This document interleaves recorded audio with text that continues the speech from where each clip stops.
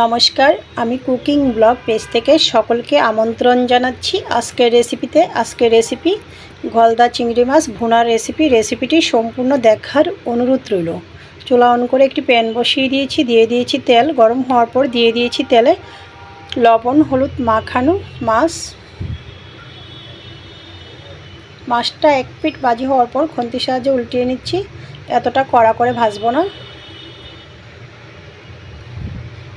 এ পর্যায়ে মাছটা নামিয়ে নিয়েছি, বাকি মাছটাও ভেজে নিচ্ছি। সব কয়টা মাছ ভাজি হয়ে গিয়েছে, নামিয়ে নিয়েছি।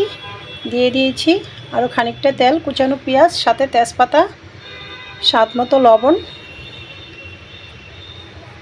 এতে করে তাড়াতাড়ি পেঁয়াজটা সফট হয়। দিয়ে দিয়েছি পরিমাণ মতো পেঁয়াজ বাটা। পেঁয়াজটা খানিকটা নরম হওয়ার পর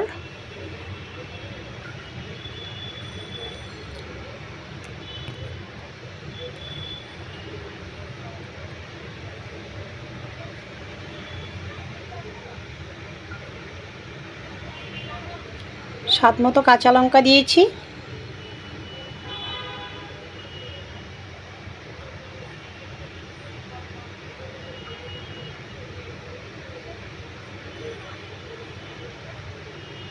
তারপর যে দিয়ে দিয়েছি মশলা কষানোর জন্য পরিমাণ মতো জল। মশলায় দিয়ে দিয়েছি পরিমাণ মতো হলুদ গুঁড়া, স্বাদ মতো লঙ্কার গুঁড়া, পরিমাণ মতো ধনিয়া জিরার গুঁড়া,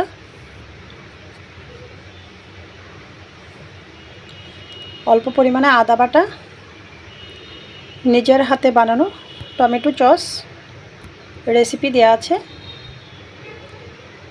নাড়াচাড়া করে ভালো করে মশলাটা কষিয়ে নেব।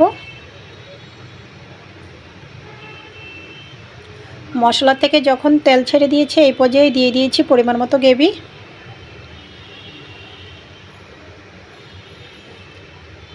গ্রেভিটা ফুটে ওঠার পর দিয়ে দিয়েছি সব কয়টা মাছ একে একে। ঢাকনা দিয়ে দিয়েছি, চুলার আঁচ মিডিয়াম লো রেখে। ফিরে আসছে কয়েক মিনিট পর। ঢাকনা নামিয়ে মাছটা এক পিঠ উল্টিয়ে নিচ্ছি খুন্তির সাহায্যে। দিয়ে দিয়েছি উপর থেকে গরম মশলা পাউডার। নাড়াচাড়া করে ঢাকনা দিয়ে দিয়েছি।